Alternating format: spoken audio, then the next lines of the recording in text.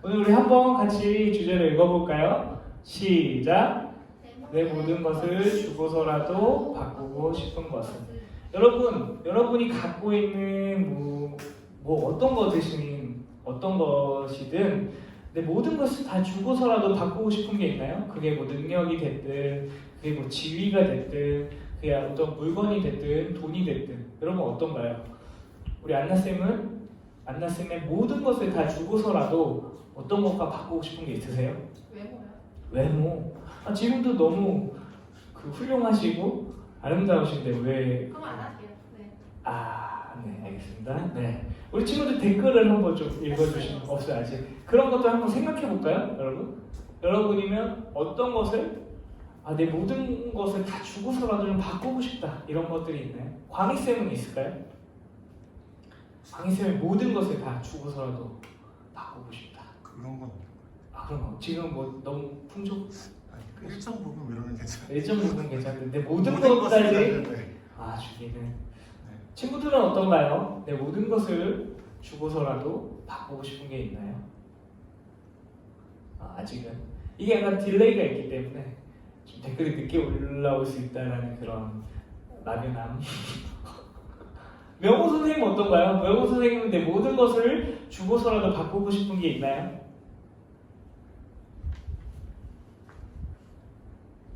막연함 2. 네. 네, 여러분 오늘 본문을 한번 읽어보고 우리가 말씀 계속 나눠보도록 하겠습니다. 자, 읽어볼까요? 시작! 또 하늘나라는 좋은 진주를 구하는 상인과 같다. 그가 갇힌 진주 하나를 발견하면 가서 가진 것을 다 팔아서 그것을 산다.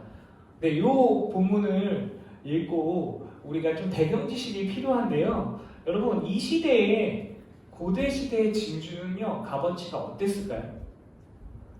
값어치가 높았을까요? 낮았을까요? 흔하게 막 바닷가 가면 조개 열면 진주 있고 막 그랬을까요? 아니면 어땠을까요? 어떨 것 같아요? 댓글로 해줘도 되고요. 네. 어떨 것 같나요 우리? 엄청 비쌌을 거예요. 비쌌을 것 같아요? 아니면 네. 같은 명호 선생님은 뭐 길가에서 있으면 진주 있었을 것 같아요? 어땠을 것 같아요? 모르겠어요. 네. 여러분 그 고대 근동의 그 진주는요 굉장히 비싼 물건 중에 하나였어요. 흔하지가 않았고 등급이 있었어요. 그 중에 그래서 그 진주가 등급이 있기 때문에 가장 좋은 등급은 너무 비싸서 외교를 통해서 선물로 받는 왕, 혹은 엄청난 부자, 귀족만 가질 수 있는 사람들이 잘 보지도 못하는 그런 물건이었어요. 그러면 여러분 진주 장사는 어떨 것 같아요? 진주를 팔고 사는 장사꾼은 돈이 많았을 것 같아요? 적었을 것 같아요? 네, 엄청난 부자였어요.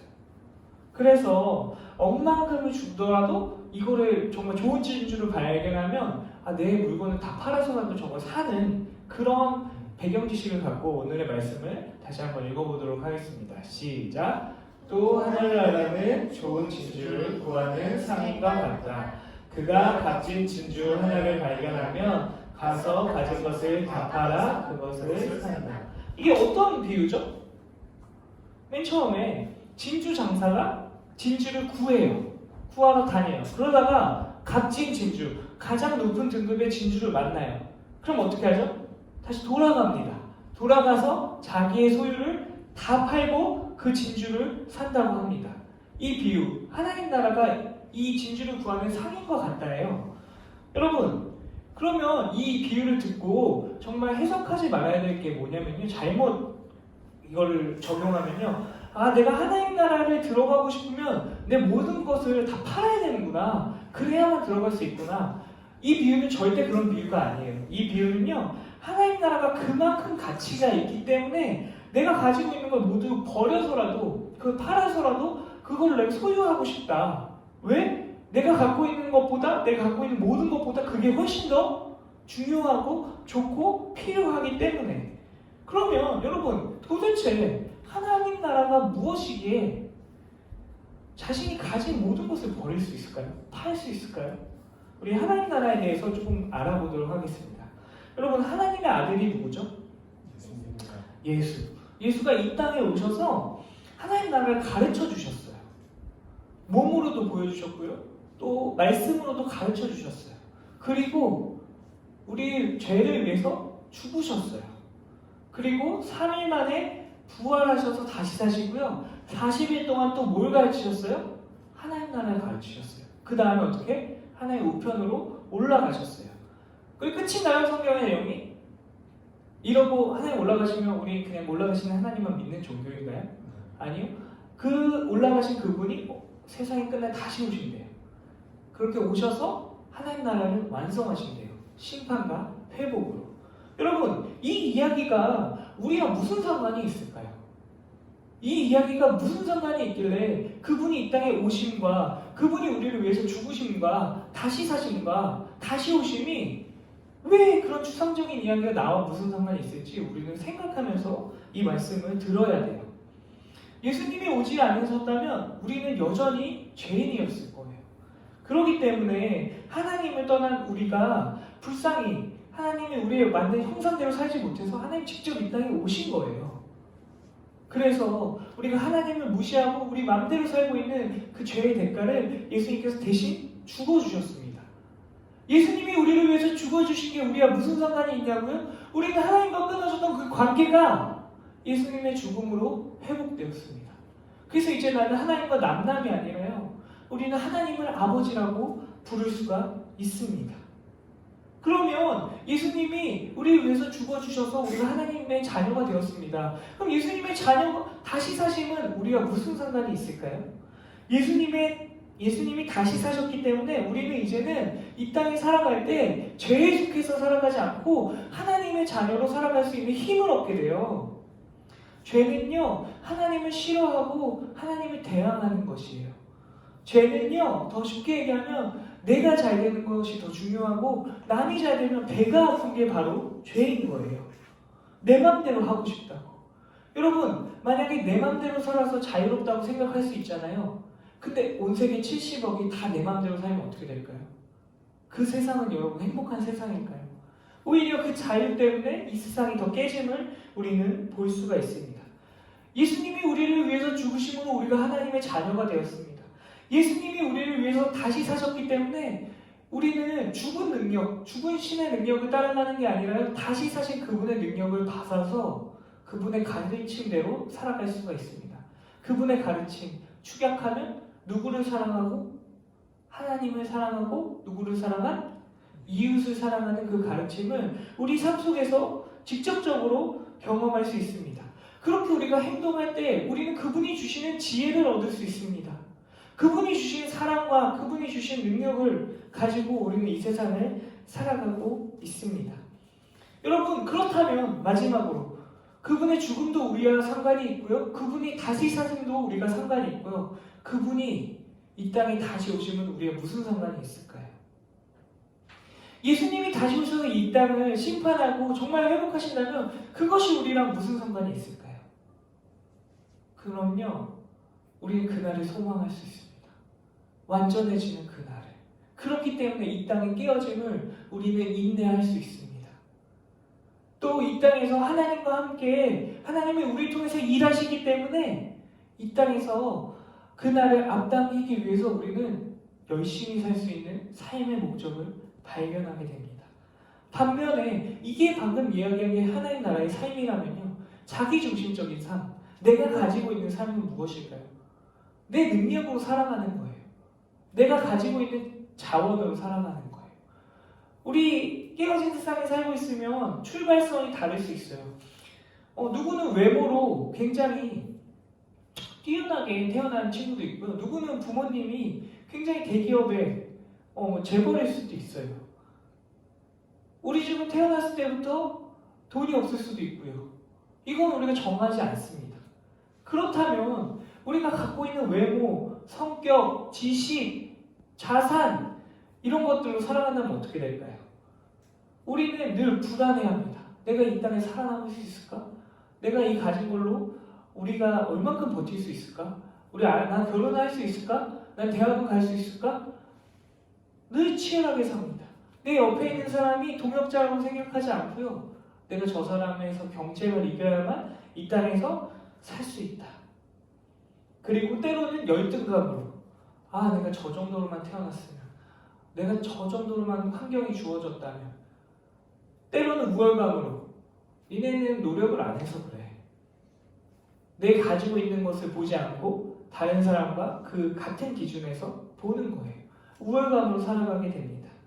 그리고 내가 가진 능력과 자원은 제한적일 수밖에 없어요. 그럼 이 자원을 늘리려면 어떻게 해야 되죠? 다른 사람의 자원을 뺏어오는. 우리는 또 어떻게 될지 모르니까 뒤처질지 모른다는 그 불안감에 살아갈 수밖에 없습니다. 그리고 예수님의 다시 오심을 믿지 않는다면요, 이 삶이 무의미할 수밖에 없어요. 아니, 어차피 한 번 왔다가 가는 인생에 대충 살지 뭐. 끝이 있겠어? 그냥 죽으면 끝이지 뭐. 그래서 안타깝게 삶을 포기하는 분도 계시고요. 때로는 어떤 목표를 세웁니다. 그 목표를 이루기 위해 굉장히 열심히 삽니다. 내가 가고 싶은 고등학교, 대학교. 만약에 가고 싶은 그 목표를 이룬다면 행복할까요? 아니요. 또 다른 목표가 끊임없이 이뤄서 내 마음을 채울 수 있는 것들이 없다는 걸 알게 됩니다. 여러분, 지금 전도사님은 하나님 나라의 다스림을 받는 삶, 예수님이 이 땅에 오셔서 하나님 나라를 가르치셨고 우리를 위해서 죽으셨고 다시 사셨고 다시 오실 것, 그것을 믿으며 살아가는 삶과 그것과 상관없이 내가 가진 자원으로 능력으로 살아가는 삶, 여러분은 어떤 삶이 더 나은 삶인 것 같나요? 여러분, 제한적인 나의 능력으로 살아갈 것인가요? 아니면 하나님을 의지하며 그분의 다스림을 받으며 능력을 받으며 살아갈 것인가요? 여러분, 이제는 내 마음대로 살아가는 삶보다는 하나님을 따라 사는 가치가 너무 크다는 것을 여러분이 언젠가 알게 되었으면 좋겠어요. 그래서 오늘 고백했던 그 찬양처럼 하나님, 나를 흔들 수 있는 것이 없습니다. 주님 한 분밖에 없습니다. 그래서 정말 그렇게 고백하는 것뿐만 아니라 그 능력을 실제로 삶에서 누리면서 하나님을 사랑하고 이웃을 사랑하면서 하나님 나라를 앞당기는 여러분이 되었으면 좋겠습니다. 여러분, 근데요, 하나님 나라의 다스림을 받는 삶, 이렇게 살면 좋죠. 전도사님 알겠어요. 하나님을 사랑하고 이웃을 사랑하는 거 알겠어요. 근데 그거 너무 추상적이에요. 어떻게 해야 하나님 나라의 다스림을 받는 거예요? 이렇게 질문할 수 있어요, 여러분. 우리 그 이야기를 한번 해보자고요. 무제한적인 하나님의 능력과 사랑을 받는다는 것은 무엇일까요? 이건 어떤 느낌이 오는 게 아니에요. 저 사람 사랑해야 되겠다. 두근두근 폭발하는 그런 게 아니에요, 여러분. 하나님 나라의 그 사랑을 받는다는 것은요, 실제적으로 우리 삶에 하나님 개입하시는 걸 우리가 누리는 건데요. 이 추상적인 이야기가 어떻게 실제적으로 될 수 있냐면, 우리는 첫 번째, 성경을 통해서 하나님을 알아가야 합니다. 우리는요, 너무나도 감사하게 핸드폰으로도 성경을 볼 수가 있습니다. 성경에 나오는 하나님이 어떤 분이신지 우리는 알아가야 돼요. 하나님이 정말 사랑이 넘치시는구나. 때로는 하나님 정말 정의로우시는구나. 이 두 가지가 공존하시는 분이구나. 또 사랑과 정의로 이 세상을 다스리시고 하나님이 만드신 삶의 그 세상에서는 원칙이 있구나. 인간관계는 어떻게 해야 되는지, 내가 돈은 어떻게 써야 되는지, 내가 성은 어떻게 다뤄야 되는지, 하나님이 어떻게 일하시는지를 성경에서 우리는 알아가야 됩니다. 그래서 하나님이 어떤 분이신지 알고 하나님이 이 땅을 어떻게 다스리시는지 원리를 알고 그 다음 그것이 두 번째로는 내 삶에 적용해보는 거예요. 어떻게 적용할까요, 여러분? 하나님이 온 세상을 다스리신다는 게 이제는 문자적으로만 내가 이해하는 게 아니라 어느 날 여러분의 마음에 내가 정말 하나님이 나를 만드셨구나.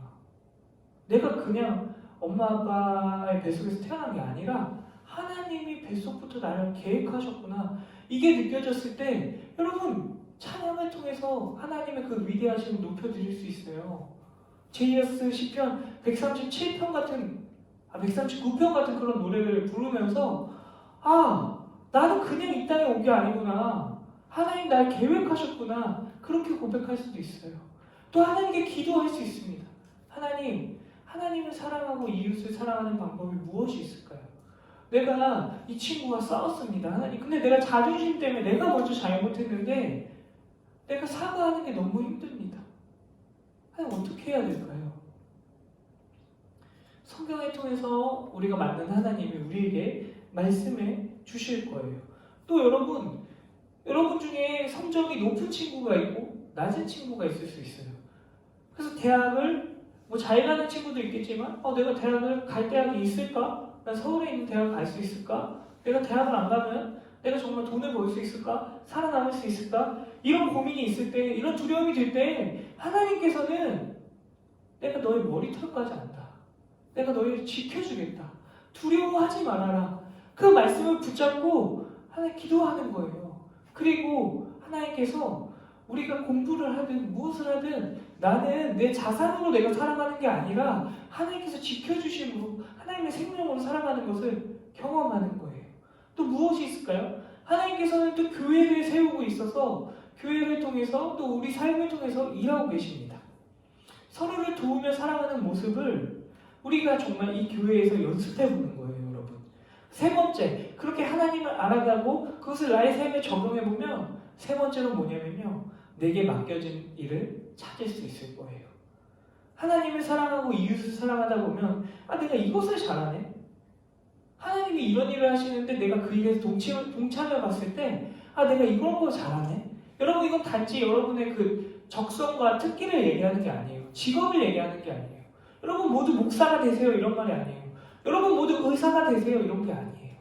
여러분이 친절한 마음과 정의감이 불타면 그것을 사용할 수 있는 직업이 경찰이었으면 좋겠어요. 하지만 경찰이 되지 않더라도 여러분이 친절하게 정의롭게 이 땅에서 무엇을 하든 여전히 그 특성을 가지고 살 수 있는 방법이 많습니다.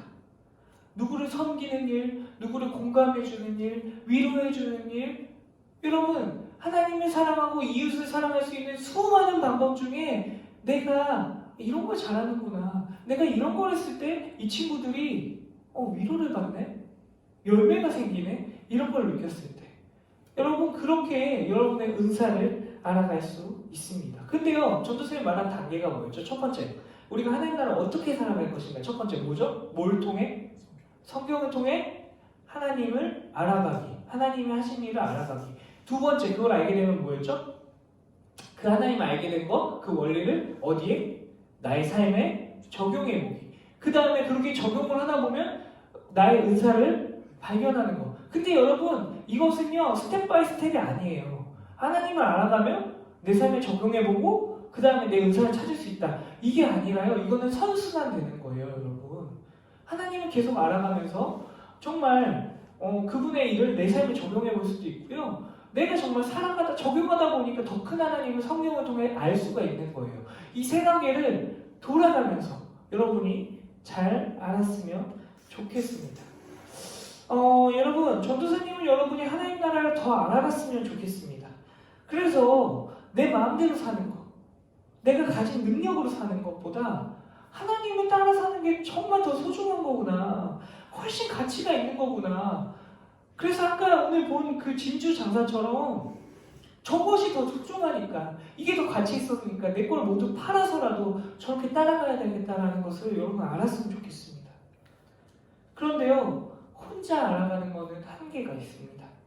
전도사님은요 오늘 밤 11시에 진식이와 줌으로 만나기로 했습니다. 진식이가 요즘에 기독교에 대해서 어떻게 더 알아갈지 고민이 크다는 그런 고민이 있어서 전도사님이 이 친구 어떻게 도와줄 수 있을까?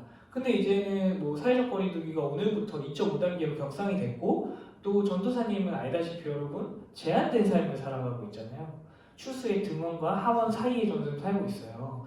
그래서 뭐 밤에 이렇게 친구들을 만나러 가는 게 참 쉽지 않지만 시 공간을 뛰어넘어서 줌이라는 플랫폼을 가지고 진식이와 만나려고 합니다. 여러분, 그 줌이요 1대 다수는, 그러니까 다수가 참여하는 줌은 사실 조금 피곤하고 어려워요. 그렇지만 1대1로 하는 줌은 생각보다 어렵지 않더라고요. 전도사님이 이거는 배성호 전도사님하고 2주에 한 번씩 만나서 공부를 하는데, 카페에서 할 때도 있고 뭐 누구의 집에서 할 때도 있고 여러 가지인데요. 근데 줌으로 한번 해보니까 너무 좋은 거예요. 안 끊기고 화질도 괜찮고 그래서 여러분이 원하면 전도사님이 시간을 맞춰서 여러분에게 시간을 내겠습니다. 전도사님이 부담스럽다면 여러분 우리 안나쌤도 계시고 광희쌤도 계시고 우리 명호쌤도 계시고 우리 선생님들과 줌으로 그런 이야기를 해보세요. 그래서 하나님이 어떤 분인지 성경을 통해 알지만 다른 사람의 입을 통해서도 알 수 있습니다. 그렇게 같이 고군분투하는 걸 삶으로 나눌 필요가 있습니다. 왜 전도사님을 이렇게 할까요?